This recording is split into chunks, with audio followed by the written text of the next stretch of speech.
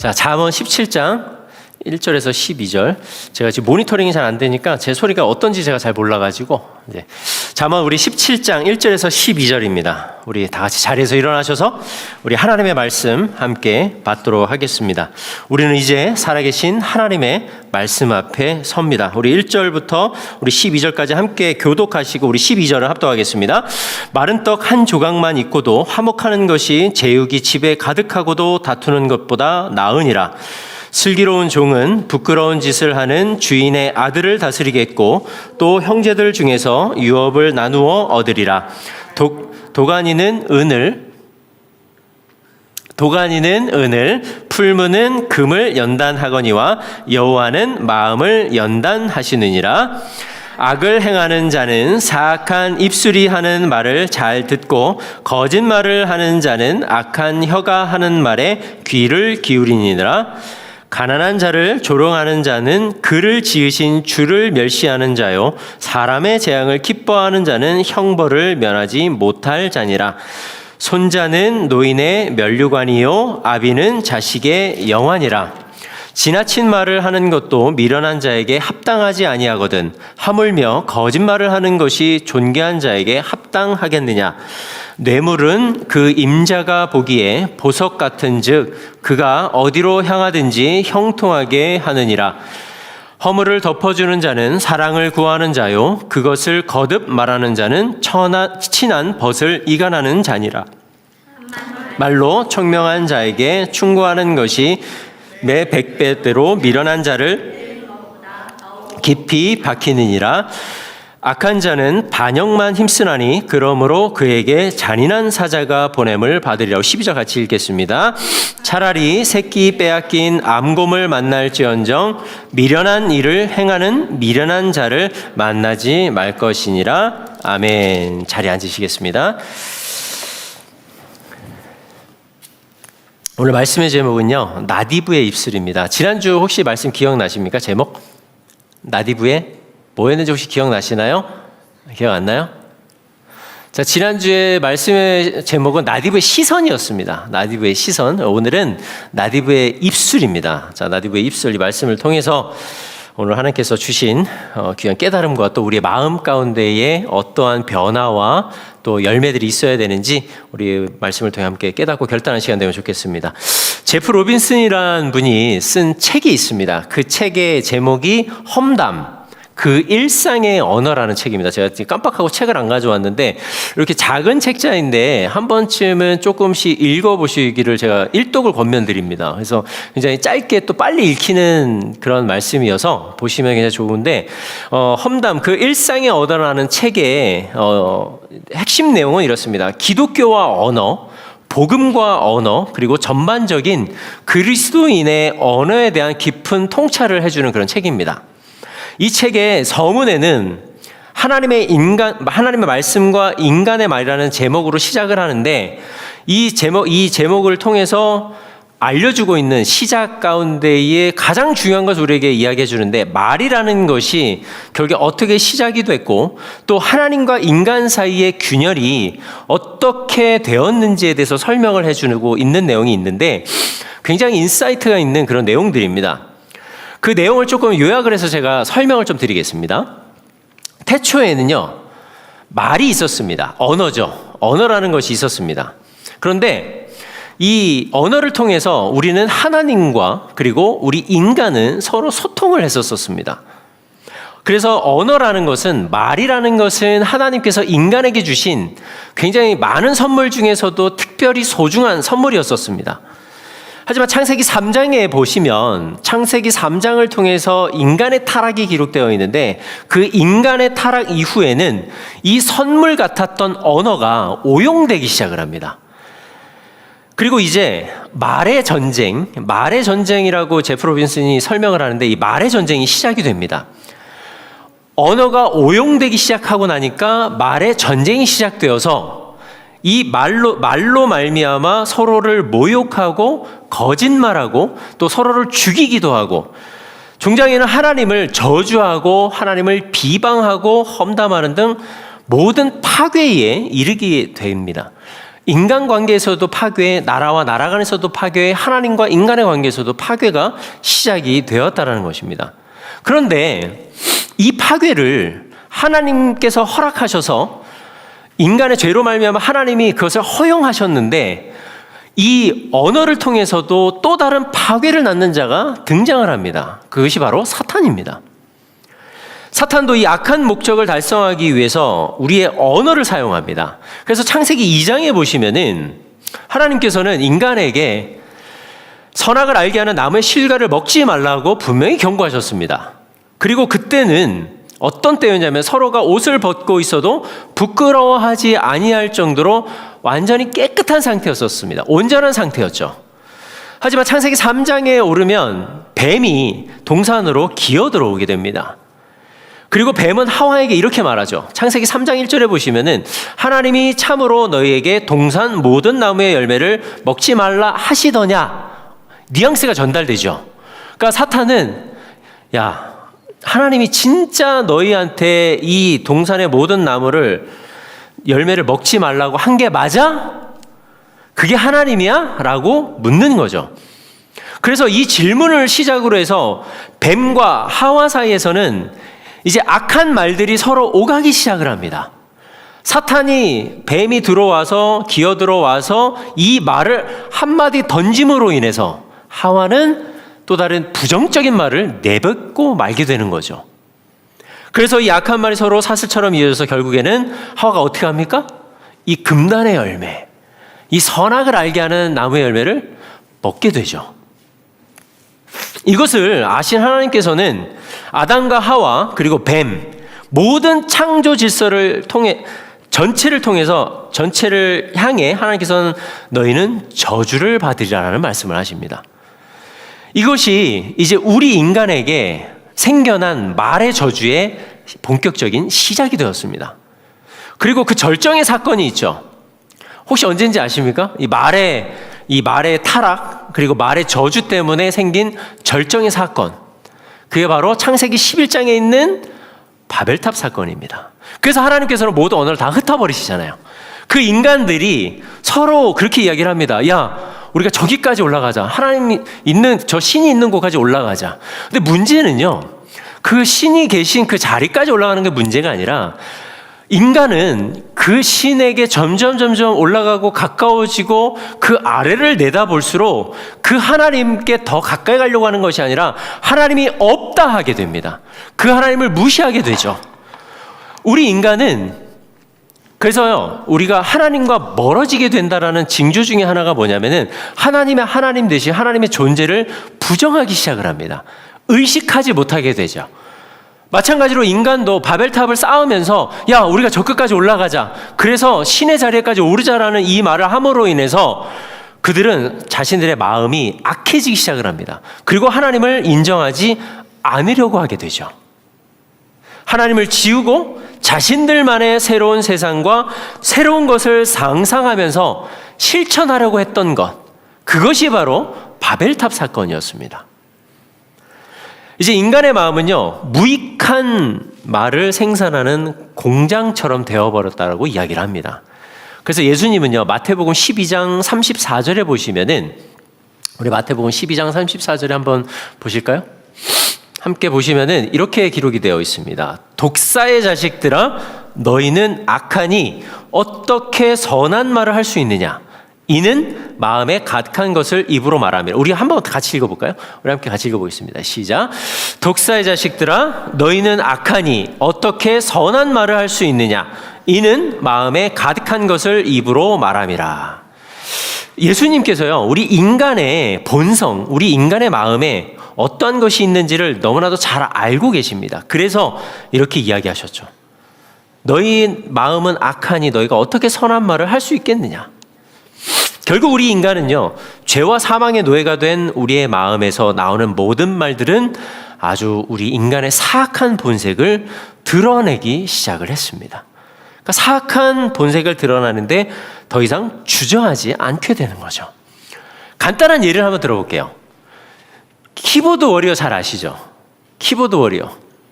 댓글 쓰는 사람들이잖아요. 이제 인터넷에 어떤 사건이 하나 생겨나게 됩니다. 그러면은 관심이 있든 없든 사람들은 거기에 댓글을 달기 시작을 합니다. 그런데 댓글들에 되게 친풀이 많나요? 악플이 많나요? 악플이 많아요? 친풀이 많아요? 악플이 많죠. 악플이 절대적으로 많아요. 왜 그럴까요? 마음에 악한 게 있기 때문이에요.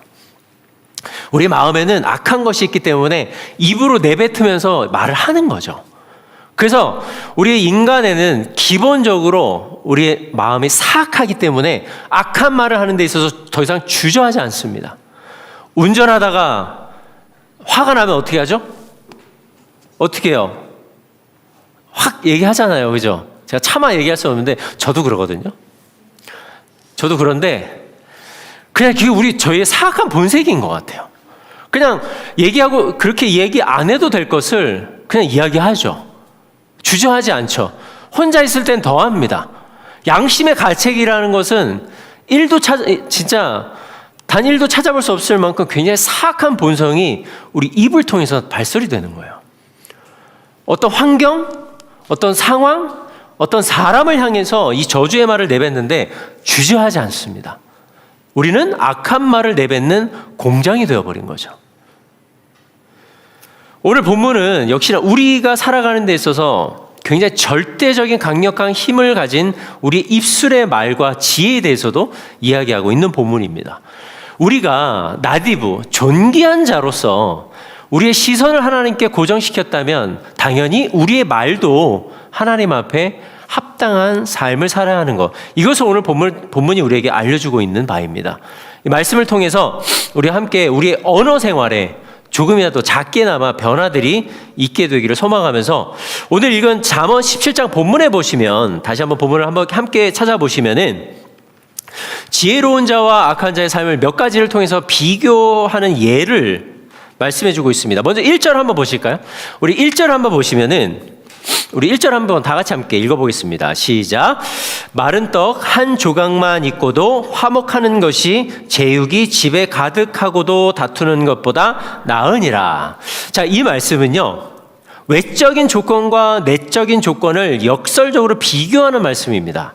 그래서 외적인 조건, 여기서 말하는 제육이 집에 가득한 이것은 잔치집으로 이해를 하시면 됩니다. 이 잔치집에 있는 진수성찬보다 내적인 상황, 우리의 내적인 상황을 의미하는 빵 한 조각이 더 중요하다라는 것을 강조하고 있는데, 객관적으로 보면 우리는 잔치상에 차려진 진수성찬이 있으면 더 배가 부르고 마음이 더 기쁠 것 같다라고 생각을 하지만 그렇지 않다는 것입니다. 왜냐하면 우리의 마음에 찾아오는 내적인 평안함은 외적으로 보여지고 차려진 진수성찬에 있는 것이 아니라 하나님께서 우리에게 무엇을 주시느냐, 그것이 내 마음에 있느냐 없느냐에 따라서 우리 내적인 평안함을 누리는 기준이 되기 때문입니다. 따라서 아무리 진수성찬을 차려놔도 내 마음이 불편하면 어때요? 그것이 맛이 없게 되죠. 산의 진미가 산의 진미로 안 보이게 되는 거죠. 그런데 내 마음이 기쁘면, 내 마음이 평안하면 어떻습니까?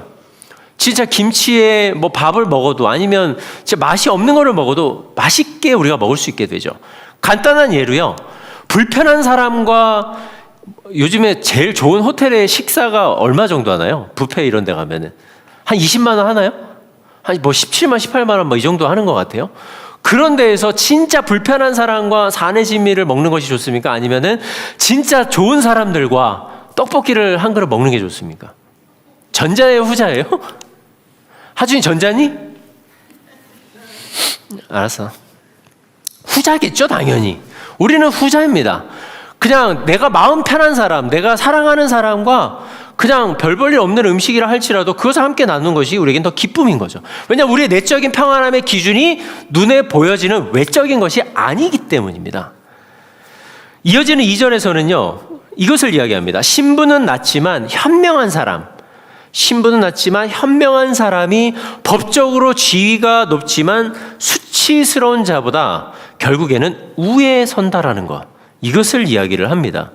이런 맥락에서 무엇을 이야기하냐면 결국 유능한 종이 무용한 종의 아들보다 우위를 점하고 그 종은 형제들에게 상속자가 되는 것, 형제들보다 상속자가 된다는 것을 이야기를 하고 있습니다.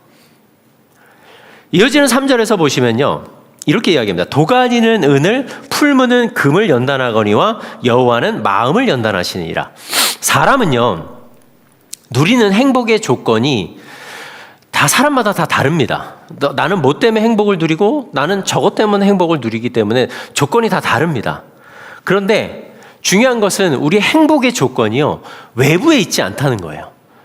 그러니까 외적인 조건 때문에 우리가 행복을 느끼지 않는 것인데, 이것을 감안해서 우리가 본절을 보시면은 결국에 사람의 마음은, 그 사람이 주는 행복은, 우리가 느낄 수 있는 행복은 하나님이 주시는 혹독한 시련과 고난을 통해서만 바르고 정결하게 그리고 정련될 수 있다는 것을 알려주고 있습니다. 자, 이것이 우리의 행복과 어떠한 연관이 있느냐, 우리가 한번 생각을 해봤으면 좋겠습니다. 자, 우리는 사실 시련당하는 것을 좋아하지 않죠. 고난당하는 것을 즐겨하지 않습니다. 연단당하는 것을 기쁨으로 여기는 것이 굉장히 어렵죠. 그런데 우리의 삶에는요, 늘 시련과 고난과 시험과 연단, 고통, 고난들이 늘 함께합니다. 늘 공존해서 우리의 인생은 가고 있어요. 그런데 하나님을 믿고 나니까 이 시간들을 뭐라고 이야기하냐면 연단의 시간이라고 이야기를 합니다.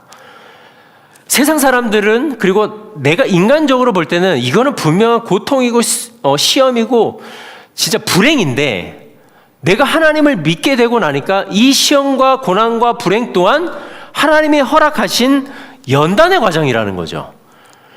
그러니까 이것을 인정하기가 굉장히 어려운데, 만약에 이것을 인정하지 못하면 우리는 세상 사람들처럼 늘 불평, 불만, 아니면 운이 없거나, 아니면 재수가 없거나, 아니면 내가 누구 때문에, 무엇 때문에 이 시험이 당하고 고난을 당하고 고통을 당한다고 생각을 합니다. 하지만 하나님을 만나게 되고 나니, 그리고 복음의 은혜를 깨닫게 되니, 예수님이 우리의 주권자라는 걸 깨닫게 되니까 지금 내가 겪고 있는 모든 시간들이 무의미하고 운이 없는 것이 아니라 하나님이 우리에게 허락하신 연단의 시간이라는 것을 알게 했다라는 것입니다. 그런데 중요한 건 이겁니다.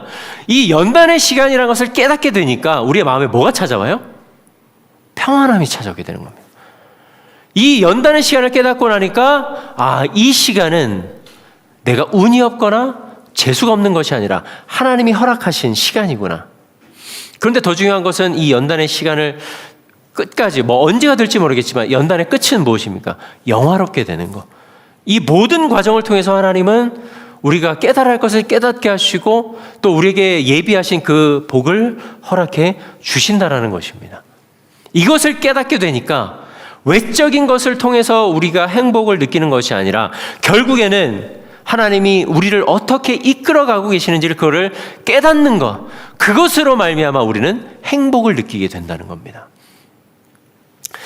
제가 제일 가장 힘들었었던 때가, 인생에서 가장 힘들었었던 때가 언제였냐면은, 이제 그 한국으로 나왔을 때 개척을 했었을 때예요. 처음에 이제 분당에서 개척을 했었을 때에 제가 몇 번 말씀을 드린 적도 있는데, 그때 같이 함께 이제 개척을 하면서 가장 많이 힘들었던 것 같아요. 인생에서 인간이 겪을 수 있는 모든 고통을 다 겪은 것 같습니다.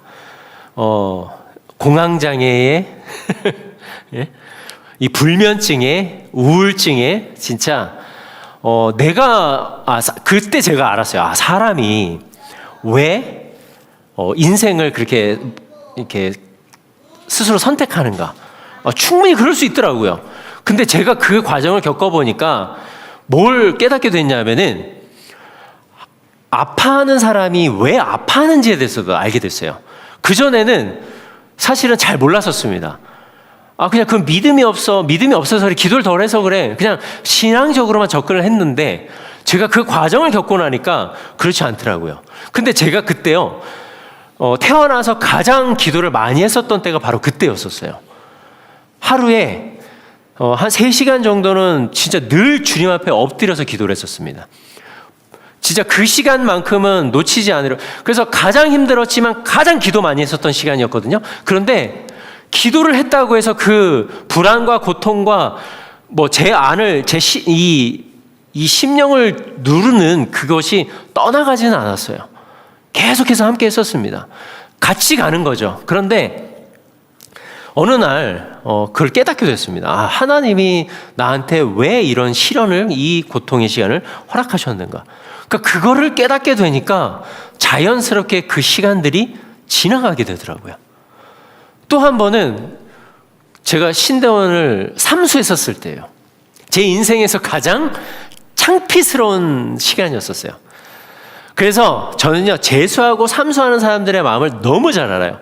근데 제가 그때 그랬었어요. 제가 인생에서 뭐 어떤 시험에 이렇게 떨어본 적이 없는데 왜 하나님이 그렇게 나를 낮추시고 그렇게 하셨을까? 제가 이거는 여러 번 제가 간증을 한 적이 있는데 결론은 하나입니다. 제 교만을 꺾으시고 제 삶을 인도하시는 분이 하나님이라는 거. 그러니까 아주 작은 것부터 시작해서 모든 시간들을 하나님이 지금 다 잡고 계시다는 걸 깨닫게 하시는 거.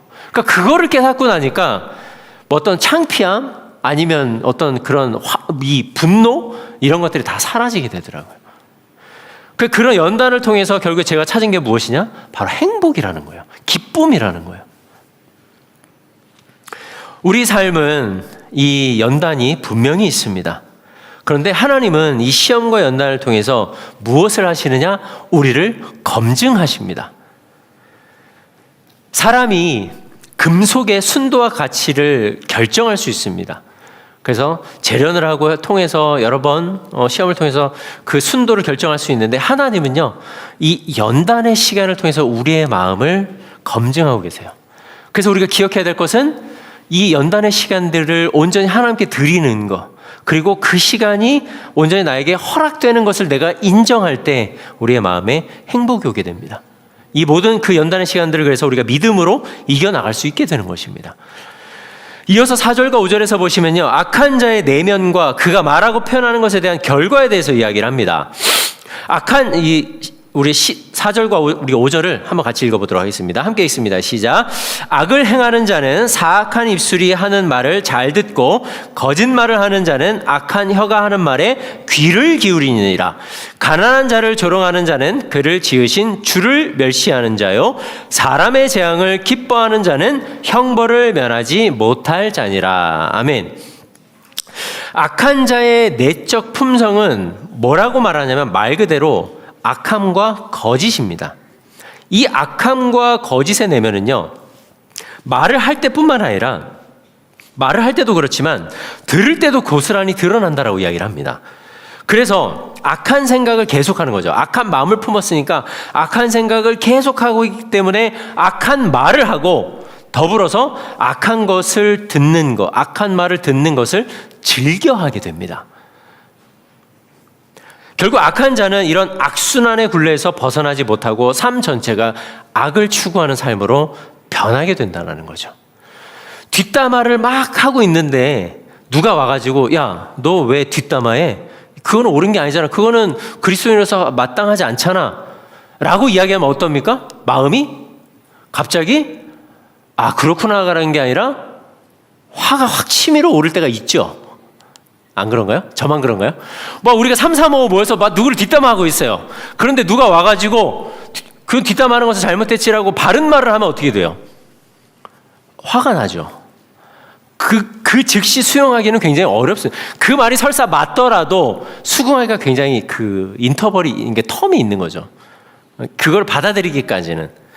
악한 자는 그래서 계속 악한 말을 하는 것을 즐겨하게 되고 악한 것을 듣는 것 또한 즐겨하게 된다는 걸 이야기를 합니다. 그러다 보니까 어느 지경에 이르게 되냐면은 본문이 이렇게 합니다.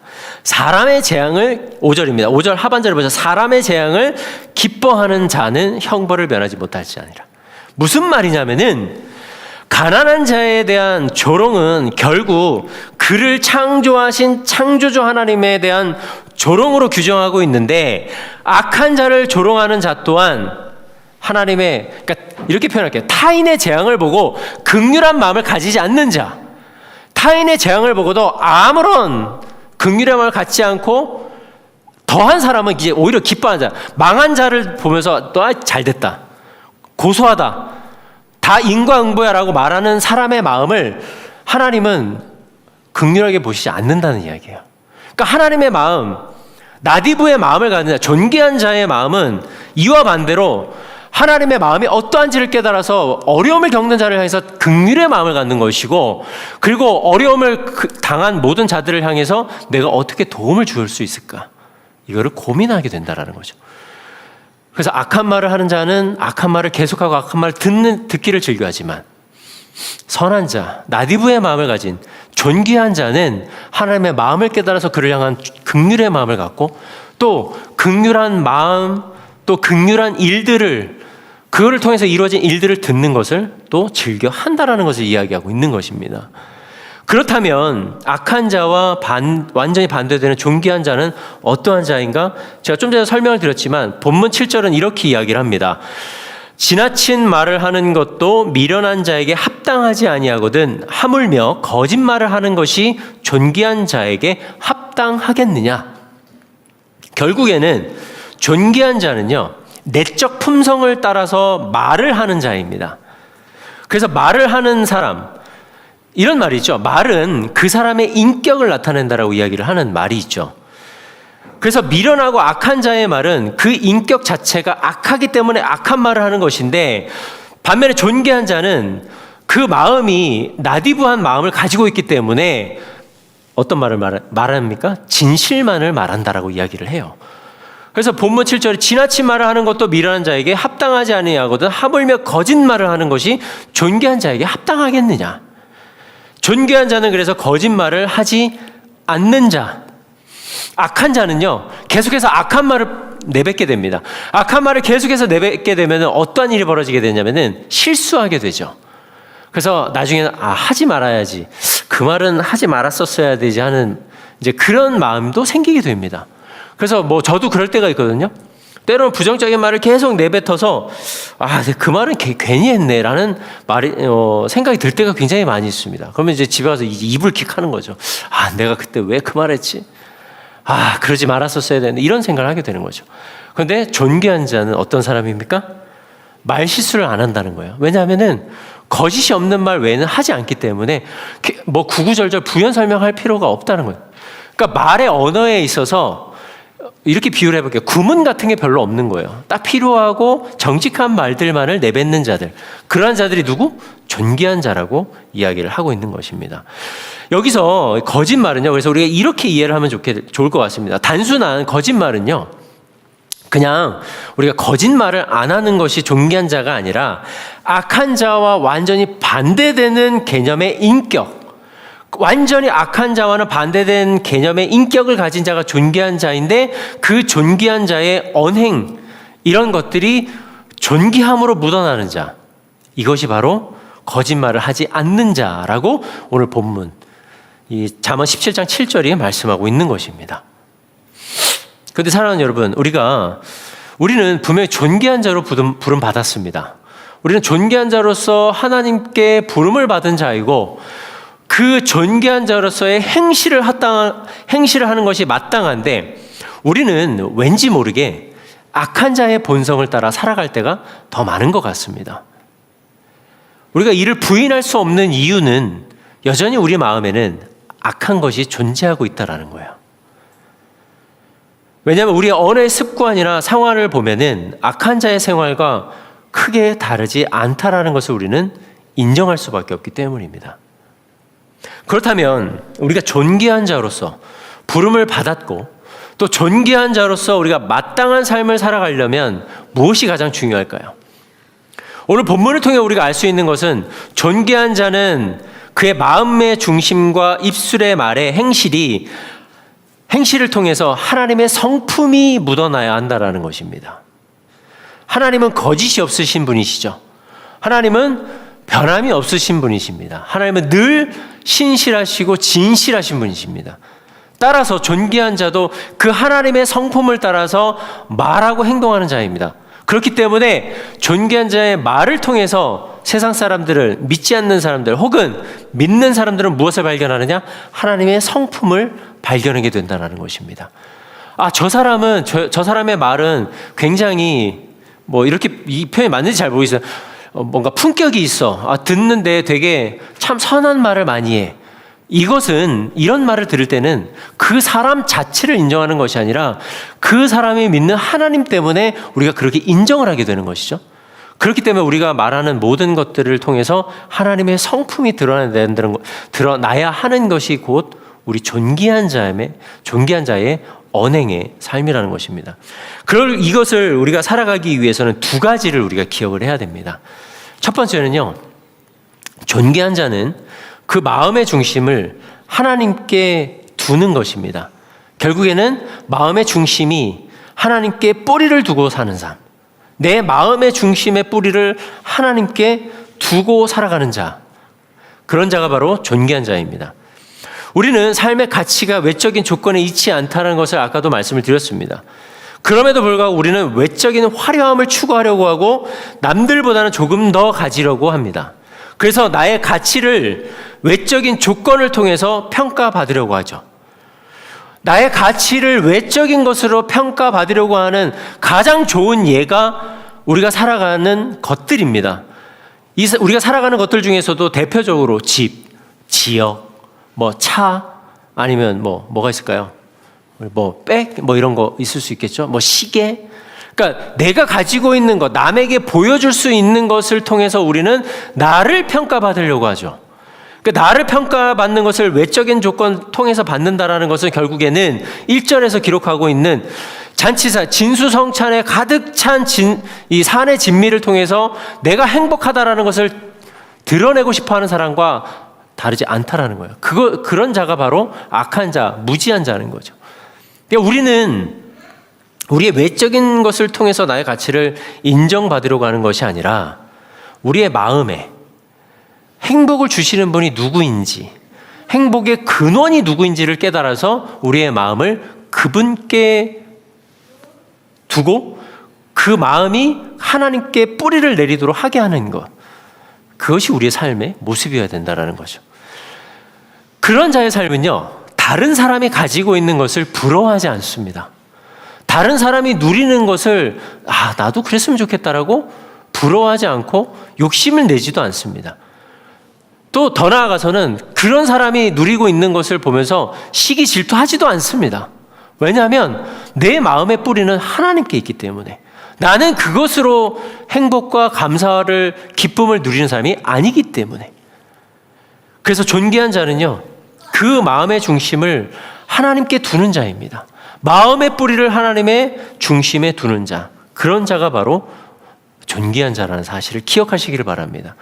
그런 자는요, 그래서 삶의 연단이 찾아와도 좌절하지 않습니다.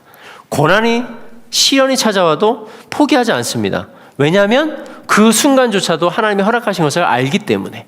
그리고 그 순간을 통해서 하나님은 나의 마음의 순도, 내 믿음의 순도를 측정하시기 때문에 나는 이것을 믿음으로 그래서 끝까지 이루어 가려고 하는 것, 그런 자의 삶이 곧 존귀한 자의 삶의 모습인 것입니다. 사랑하는 우리 에주야 철치 가족 여러분, 우리 모든 어려움과 고통과 답답함, 이 모든 과정들을 통해서 우리가 우리 삶의 현실을 바라보지 마시고, 저 또한 그렇게 하겠습니다. 우리가 처해진 모든 상황을 그냥 한탄하고 그냥 불만을 갖는 것이 아니라 정말 이 모든 상황을 통해서 마침내 큰 일을 이루실 그 하나님을 바라보시면서 우리의 마음의 중심을 누구에게요? 하나님께. 마음의 중심을 하나님께 두고 그 마음의 뿌리를 하나님께 둠으로 말미암아 뿌리 내려서 모든 상황 가운데, 그리고 모든 우리의 삶을 통해서 하나님의 성품이 드러날 수 있게 되기를 간절히 주님의 이름으로 축복합니다. 두 번째는요, 존귀한 자는 그의 입술을 모든 관계 가운데 온전한 관계를 세우는 데에 사용합니다.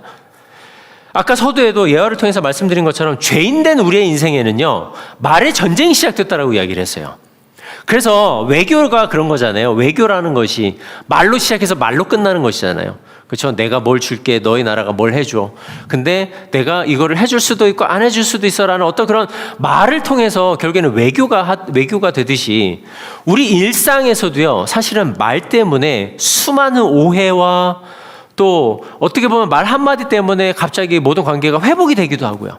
그러니까 말의 전쟁이 시작됐다라는 말이 단순히 그냥 그런가 보다라는 것이 아니라 우리는 진짜 말 때문에, 그러니까 말 한마디에 뭘 갚아요? 얼마 갚는다 그러죠? 천연빛 감다고 하죠. 그것처럼 말 한마디가 얼마나 중요한지를 우리가 깨닫게 되는데, 말의 전쟁이 시작된 것처럼 우리는 서로를 모욕하고 거짓말하고 하나님을 저주하고 비방하고 험담하고 서로를 파괴하기 위해서 말을 사용합니다. 다 악한 자의 입술들에서 나오는 말들이죠.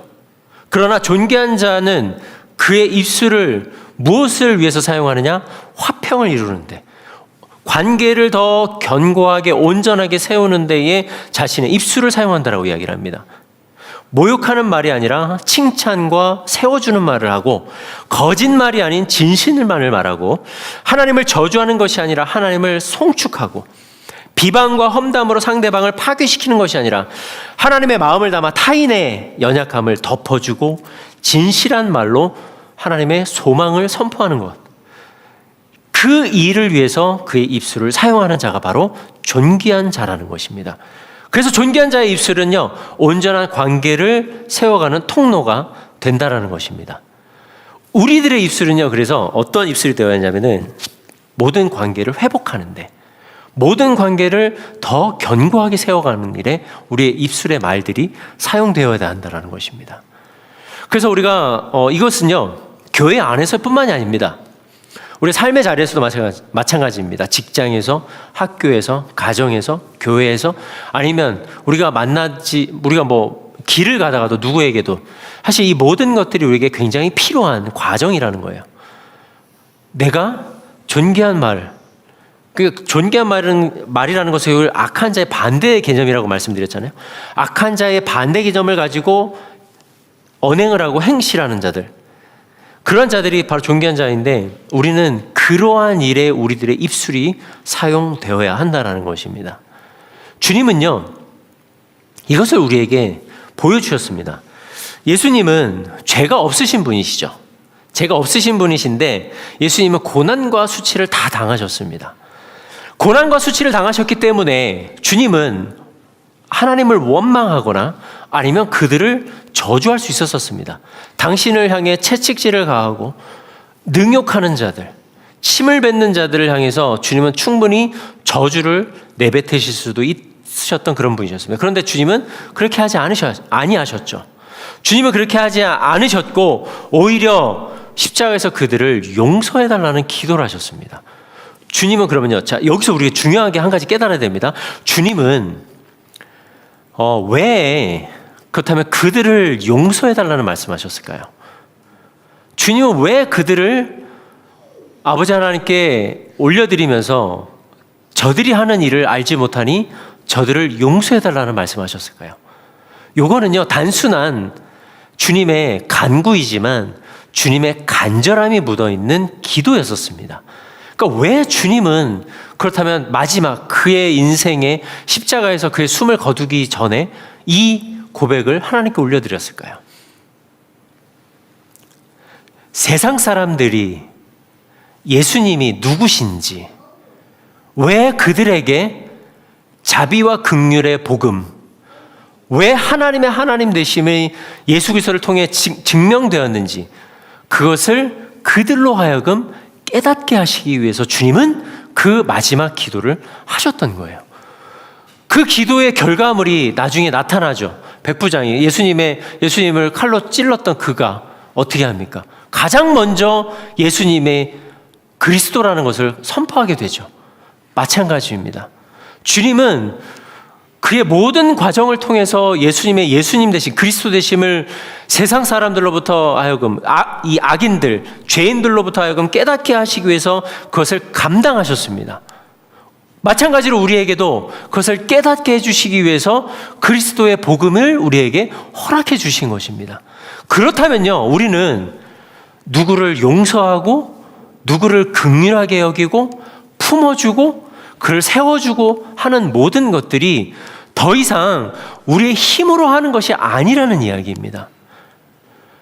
존귀한 자는 존귀한 말을 하는 것이고 악한 말을 하는 것이 아니라 선한 말을 내뱉는 것, 그 선한 말의 행실을 통해서 누가 드러난다고요?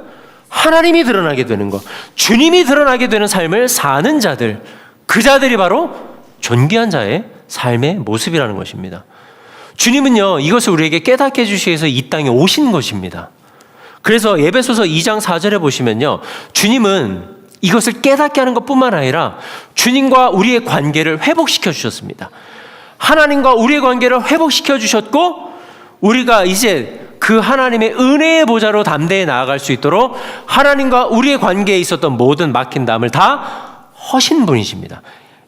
이것을 에베소서, 사도 바울이 에베소서 2장에 보시면은 에베소서 2장 14절에서 18절 말씀인데, 우리 한번 같이, 너무 중요한 말씀입니다. 자, 우리의 입술이 어떻게 사용되어야 되는지 예수님이 미리 보여주셨어요. 자, 우리 2장 14절에서 18절 우리 한 목소리로 함께 읽어보겠습니다. 함께 읽습니다. 시작. 그는 우리의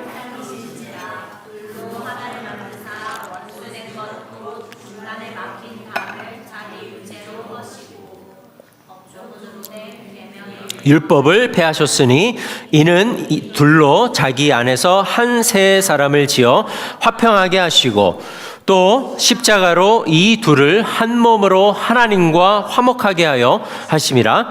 원수된 것을 십자가로 소멸하시고 또 오셔서 먼데 있는 너희에게 평안을 전하시고 곤에 있는 자들에게 평안을 전하셨으니 이는 그로 말미암아 우리 둘이 한 성령 안에서 아버지께 나아감을 얻게 하려 하심이라. 아멘.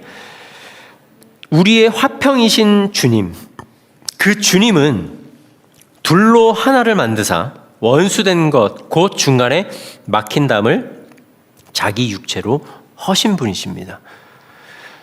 주님이 이것을 감당하셨기 때문에 우리의 모든 죄악도 용서받을 수 있게 되었고, 우리는 이제 그 주님 앞으로 나아갈 수 있는 믿음의 담력을 얻게 된 것입니다. 주님은 이 관계를 회복시켜 주셨어요. 우리도 이 관계를 회복하는 삶을 살아야 됩니다. 우리가 말씀을 읽고요, 예배를 드리고 기도를 하고 신앙생활이라는 것을 하는 이유는요, 하나님과의 우리의 관계가 조금 더 성장하고 견고해지기 위해서 하는 것입니다. 다른 이유가 없는 거죠. 그것을 위해서 우리가 하는 것인데 이것을 주님께서 미리 보여주신 거예요. 사랑하는 우리 애주와 철치 믿음의 가족 여러분, 우리가 기억해야 될 것은 우리의 말을 통해서, 그러니까 죽이는 말을 하는 자들이 아니라 살리는 말을 할 수 있는 사람들이 되기를 원합니다. 홀로코스트 생존자였던 이 정신과 정신 질환을 치료하는 정신과 의사인 빅터 플랭클이라는 사람이 쓴 책이 있습니다. 죽음의 수용소라는 책이에요. 이게 한 2년 전에 나왔던 책으로 제가 알고 있는데, 실제적으로 이 홀로코스트를 경험하신 살아있는 생존자이신데, 이분이 쓴 모든 책들을 통해서 그 책에 그런 말들, 죽음의 수용소는 여러분들 꼭 한번 읽어보셨으면 좋겠어요. 언어, 그 험담의 언어, 아까 제가 처음에 말씀드렸던 그 책과 두 번째 책은 여러분들이 한 번씩은 꼭 읽어보셔도 좋은데, 이 죽음의 수용소라는 이 책에는 사람들이 어떻게 말로 그러니까 변화된다라는 것은 어떻게 그 상황을 받아들이게 되는 거죠. 그러니까 나는 이제 죽을 거야. 그런데 그것이 아무렇지도 않다라는 것을 말을 통해서 그거를 이제 훈련이 되는 거죠. 그런 상황에서 뭘 이야기하냐면은, 전체적으로 이 빅터 프랭클이 이야기하는 것은 뭐냐면은, 사람을 죽이는 것은 결국에 굶주림도 아니고 매질도 아니고 사람을 무너뜨리는 말이다라는 이야기를 합니다. 그래서 절망하고 자신이 아무 가치 없는 존재라고 믿게 되는 말 한마디가 결국에 생명을 앗아간다라는 이야기를 해요. 그러니까 이 책이 전체적으로 말하고 있는 맥락은 결국에는 사람이 무엇 때문에 죽느냐? 말 때문에 죽는다는 거예요. 말 때문에 그 죽음을 받아들이고 말 때문에 그 죽음이 마땅하다라고 여기고, 우리의 내면에도요 이 말의 악함이 분명히 있습니다. 그러니까 우리도 내가 무심코 던진 누군가의 말 한마디, 그거 아시죠? 나는 그런 의도로 말하지 않았어. 그런데 상대방은 어떻게 해요? 그런 의도로 받아들였습니다. 그러면요 우리는 이미 그 사람에게 던진 거예요. 칼을 던진 거예요. 이미 죽음의 화살을 날린 거죠. 근데 나중에는 그 사람은 지금 맞아서 치명상을 입었는데, 나 그렇게 한 적이 없는데 라고 말하는 거예요. 그러니까 우리의 말이 그 정도로 무섭다는 겁니다. 그래서 우리가 말의 행실이 굉장히 중요하다는 것을 말씀드리는 이유는, 상대방이 그 말 때문에 치명상을 입잖아요. 상처를 입었잖아요. 그러면 결국엔 우리는 그걸 치유해줘야 될 분은 결국에 말을 한 사람의 화자입니다. 청자가 그것을 스스로 치유할 수 없어요. 이런 모든 오류들을 우리가 죽이고 정말 하나님이 기뻐하시고 하나님이 원하시는 존귀한 자의 삶을 살아가려면 우리의 말에는 사람을 살리는 이 언행이 필요합니다. 근데 사랑하는 여러분, 우리가 잊지 않아야 될 것, 우리의 말에는요 진짜 사람을 살리는 능력이 있습니다. 존귀한 자에게는요 사람을 살리는 능력이 분명하게 있습니다. 그리고 우리의 말에는 사람의 미래를 결정할 수 있는 능력도 있습니다. 아이에게 잘한다 칭찬해주면 그 아이는 어떻게 돼요? 진짜 잘하는 줄 알고 자라요. 그런데 못한다, 너는 구제불능이다, 너는 끝났다, 너의 인생은, 저주의 말을 막 퍼붓잖아요. 그럼 어떻게 해요? 그 아이의 인생은 그냥 그런가 보다 하고 살아가는 거예요. 그래서 우리의 말은요 중요한 게 한 가지가 뭐냐면은 사람을 살리기도 하지만 앞으로의 미래까지도 결정지을 수 있다는 거예요. 우리 존귀한 자의 말에는 그 능력이 있음을 믿습니다.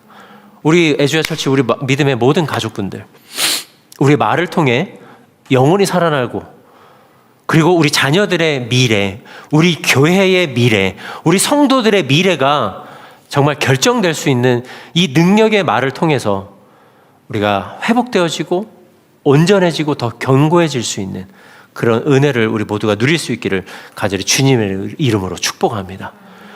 나디브의 시선과 나디브의 마음과 나디브의 입술을 가진 우리 사랑하는 여러분, 우리가 존귀한 자로서 이 한 주간도 살아갈 때에 정말 우리들의 입술이 복음을 전하고 우리들의 입술의 행실을 통해 하나님의 성품이 증거될 수 있기를 간절히 소망합니다.